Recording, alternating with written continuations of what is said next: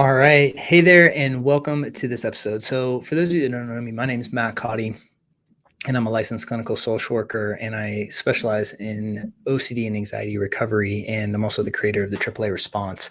And in this episode, I want to talk about what it's like to live with OCD and anxiety. And so, and the reason is because I get a lot of frustrations from both people who are struggling and also family members of people who are struggling because there's there's an element of chaos that OCD and anxiety brings to a person's life when you're really stuck in it.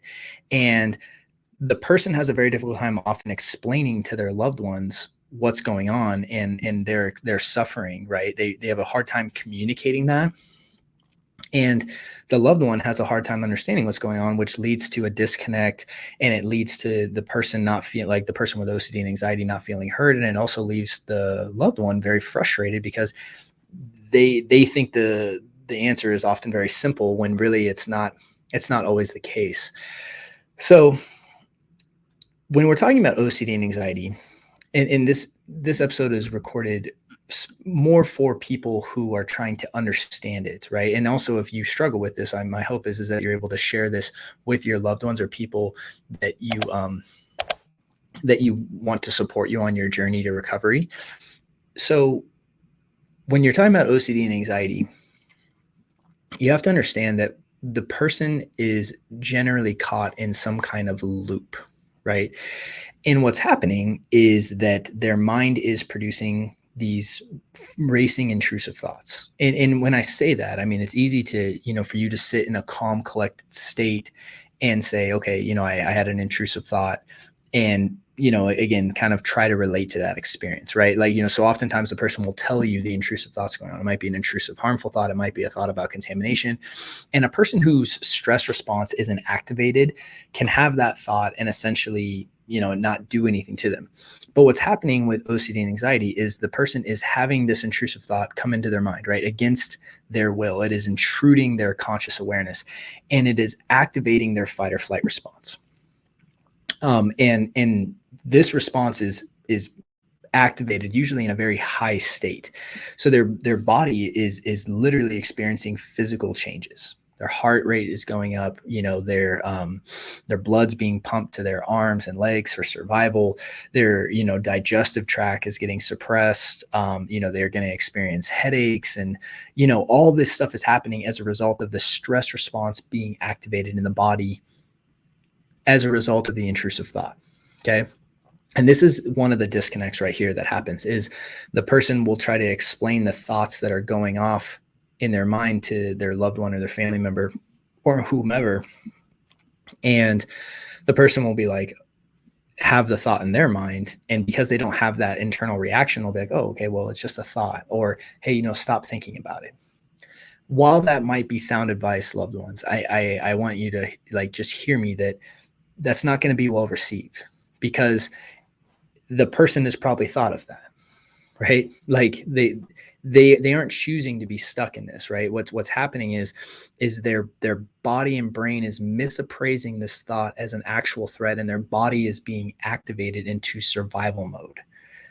And that's essentially what anxiety is, right? Anxiety is our body producing the stress response over a futuristic threat or some kind of past-based idea. And essentially the reason anxiety is so uncomfortable is because the stress response is designed to help us fight or flee certain threats, right? But with OCD and anxiety, the threat isn't currently happening. It's usually a futuristic idea or a past-based event. So there's nothing to fight or flee, which is why there's this huge surge of energy in the body. So hopefully that makes sense. And it's very, very uncomfortable. So then the person engages in a behavior, and then what they find is that behavior then brings down their stress response or their nervous system. And this could be a behavior like washing hands. It could be like checking. It could be something like asking you, the loved one, for reassurance about the same thing over and over and over again. Now, from the experience of the family member, and again, having sat on both ends of this spectrum, okay, so having been someone who's gone through the OCD recovery process and now, working with many people who also engage in the same behaviors that in many cases I used to engage in. I can see it very clearly because I've walked the path. But if your loved one is asking you the same question again and again, I need you to understand like that is going to be frustrating, right? And for them it's going to be frustrating because they really are operating in a survival state. And you have to understand that there is no way to logic your way out of this loop. That is the problem, is that the natural solution that people come up with is that, hey, we'll talk this out, we'll use logic and reason, and it only makes it worse. Because what the recovery process is about not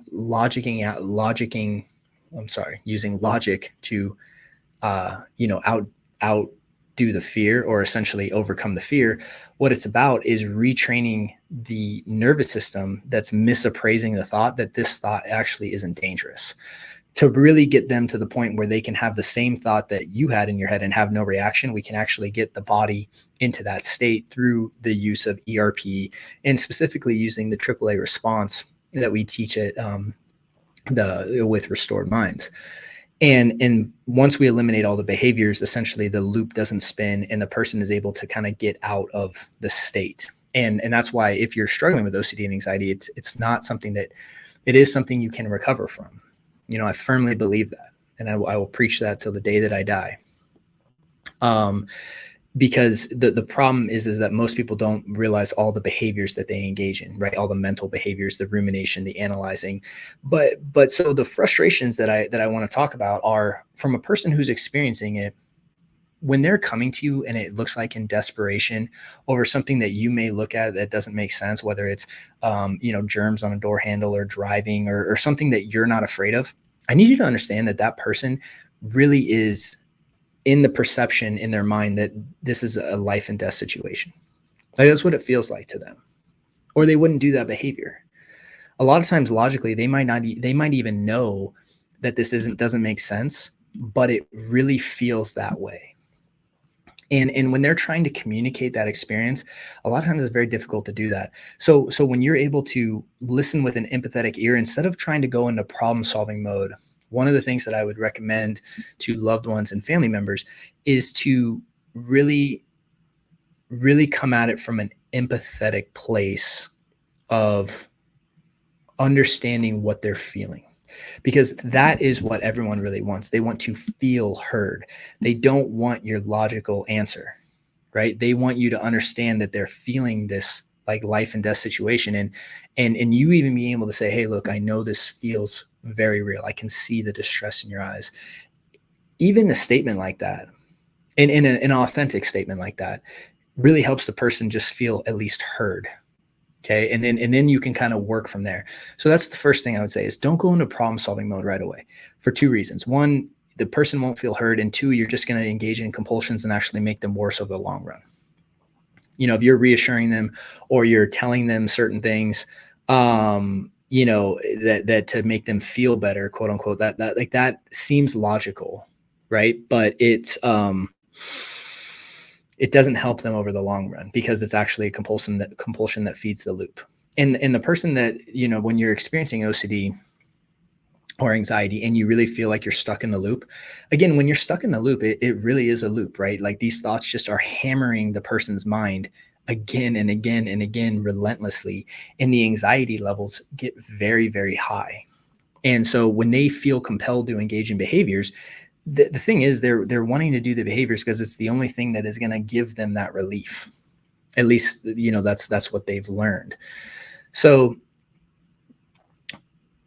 from the perspective of the loved one, if someone's, is wrestling with OCD and they're engaging in behaviors again and again, telling them to stop the behaviors, even though it even maybe sound advice in theory, isn't going to be received well, right? Because it's the thing that makes them, calm down. That's why the educational process, both for the family and the loved one, and the person who's dealing with OCD and anxiety, is so important. Like, you have to have that foundational education before we start talking about making any changes. So one of the things that I really recommend is actually getting educated together, right?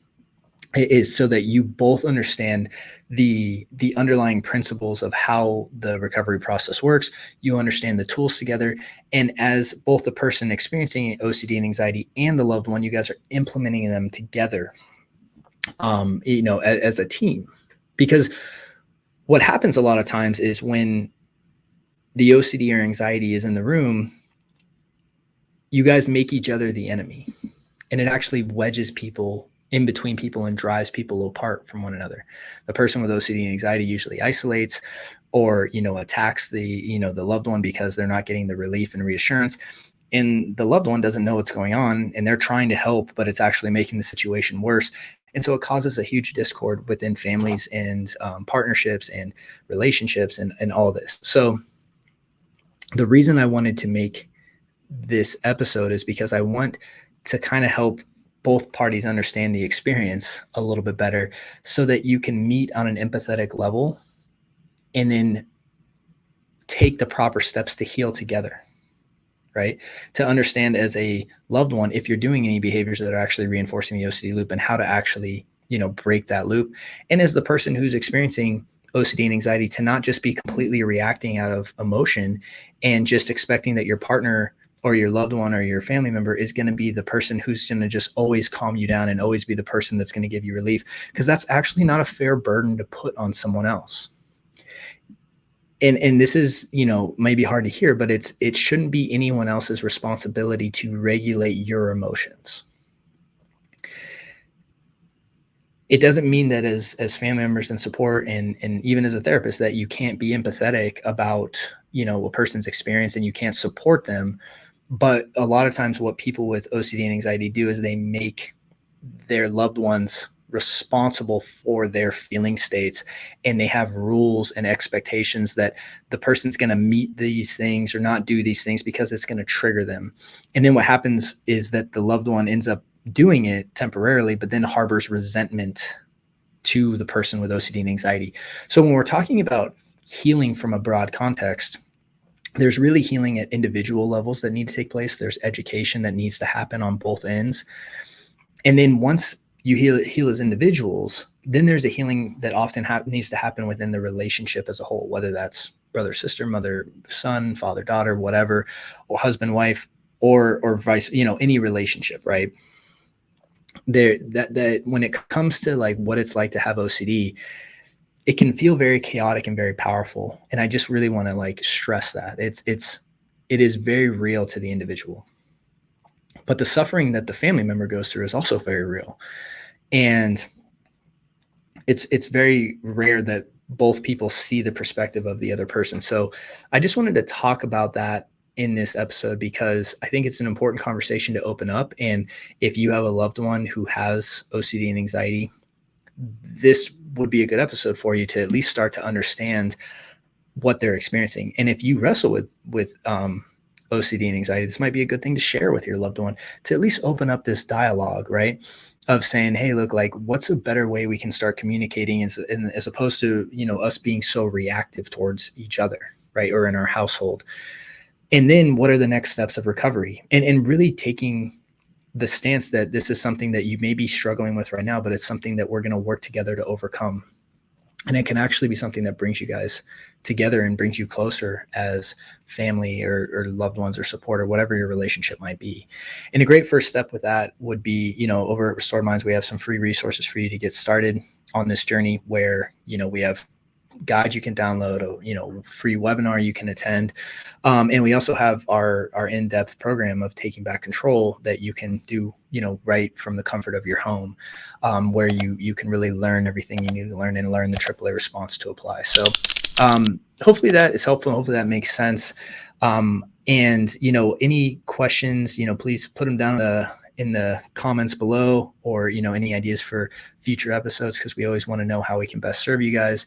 And then also please show your support by liking, subscribing, and sharing this with others as well that you think it may help. And so thank you guys for your time today. I wish you a great week, and I look forward to seeing you soon. All right. Bye. Thank you so much for watching that video. And so if you're struggling with OCD and anxiety, I just wanted to let you know that we have a free training for you over at Restored Minds, where you can start learning how to use our AAA response to really break out of that loop and ultimately take back control of your life. And all you need to do to access is just click the little link below and you'll be taken to a page where you can register today. Thank you so much.